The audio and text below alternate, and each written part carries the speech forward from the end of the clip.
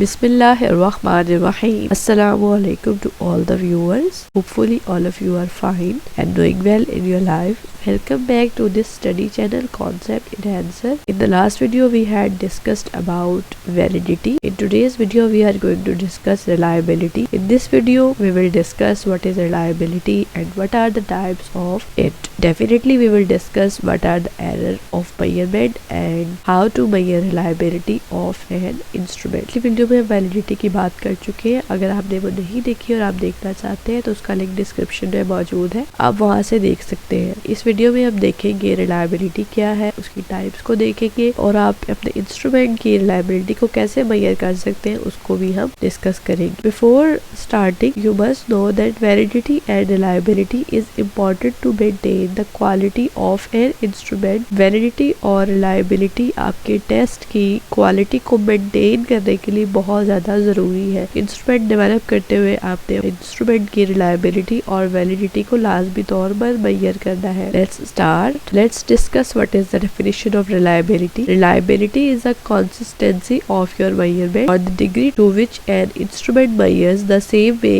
each time it is used under the same condition with the same subjects. In short, it is the repeatability of your measurement. Reliability basically आपकी measurement की consistency को कहते हैं, यानी कि जो आपकी measurements है उनके तसलसल को कहते हैं. यानी आपकी जो measurements आ रही है उनमें तसलसल कितना है, वो कितनी हद तक एक दूसरे से मैच. Reliability basically आप कहते हैं आप अपने इंस्ट्रूमेंट की मदद से कुछ measurements करते हैं, कुछ वक्त के गुजरने के बाद सेम कंडीशंस के साथ सेम सब्जेक्ट्स पे आप दोबारा उनकी measurements ले, तो अगर आपकी measurements पहले वाली और बाद वाली आपस में मैच कर रही है, मतलब डिफरेंस है लेकिन माइनर्स है, तो इसका मतलब है इंस्ट्रूमेंट में रिलायबिलिटी है. और अगर पहली बार आपने लिया तो जो आपकी इंस्ट्रूमेंट की मेजरमेंट थी वो कुछ और थी, सेकंड टाइम लिया तो बहुत ज्यादा डिफरेंस आ रहा था, इसका मतलब है कि जो आपका इंस्ट्रूमेंट है उसमें रिलायबिलिटी नहीं है. रिलायबिलिटी रिपीटेबिलिटी भी कह सकते हैं अपनी मेजरमेंट्स की, मतलब आपकी मेजरमेंट्स रिपीट होंगी बार बार. Clear? Now let's discuss what is the relationship between reliability and validity. Reliability and validity आप ऐसे कह सकते हैं एक सिक्के के दो पहलू की तरह है. इन दोनों के बगैर आपका इंस्ट्रूमेंट नामुकम्मल होगा. In the first picture you can see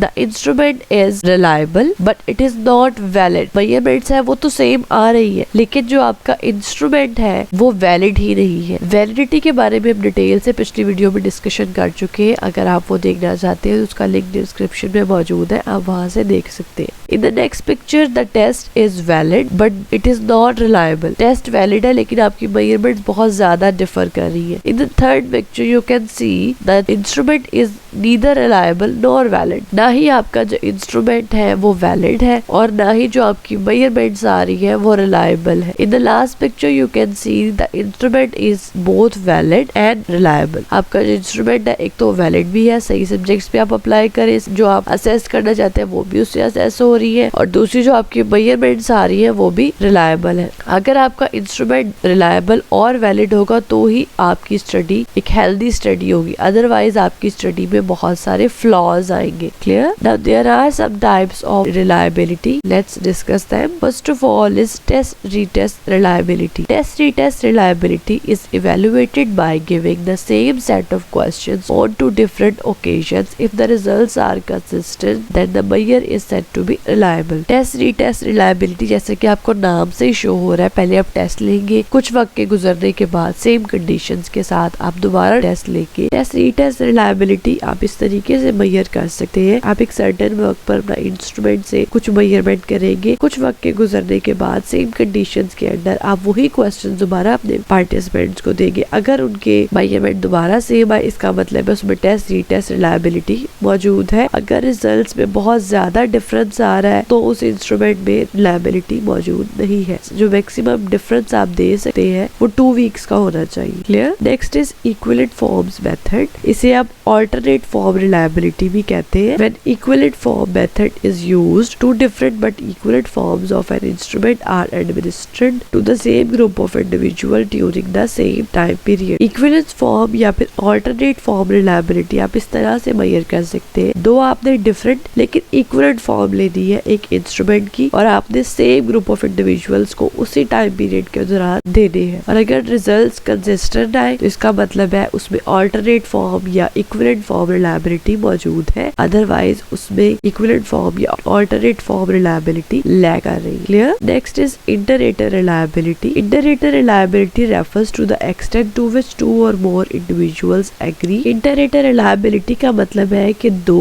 या उससे ज्यादा इंडिविजुअल किस एक्सटेंट तक आपस में एक सर्टेन पॉइंट पर एग्री होते हैं, उनकी राय जो है बहुत ज्यादा डिफरेंट नहीं है, तो इसका मतलब है उस इंस्ट्रूमेंट में इंटर-रेटर रिलायबिलिटी मौजूद है। Next is internal consistency method. Several internal consistency method of estimating reliability are internal consistency method basically is a way to gauge how well a test or survey is actually measuring what you want to measure. Internal consistency method एक तरीका है जिससे आप जानते हैं कि आपका test या फिर इंस्ट्रूमेंट वो मैयर कर रहा है जो एक्चुअल में आप मैयर करना चाहते हैं या नहीं। इसे आप स्प्लिट हाफ रिलायबिलिटी भी कहते हैं क्योंकि इसमें आपके पास जो इंस्ट्रूमेंट के अंदर मौजूद टोटल आइटम्स है उनको आप दो हिस्सों में डिवाइड कर देंगे। वो आप इवन ओड के लिहाज से कर सकते हैं, वो आप एक सर्टन इंटरवल के बाद भी कर सकते हैं, मतलब every 5th item of the instrument. फिर दोनों के आपने रिजल्ट मैयर करने और उसके बाद जो दोनों रिजल्ट निकलेंगे उनको आपने आपस में कोरिलेट करके देखना है, तो आप जान जाएंगे कि इंस्ट्रूमेंट में इंटरनल कंसिस्टेंसी है या फिर नहीं। Clear? Error of measurement. Error of measurement refers to variation in scores obtained by the same individuals on the same instrument. बाजू का जो इंडिविजुअल या रिसर्चर जो मेजर कर रहा है सेम इंस्ट्रूमेंट पे सेम सब्जेक्ट सेम कंडीशन से, तो वो इंडिविजुअल गलती कर सकता है स्कोर्स को मेजर करते हुए और मे बी वो समझे कि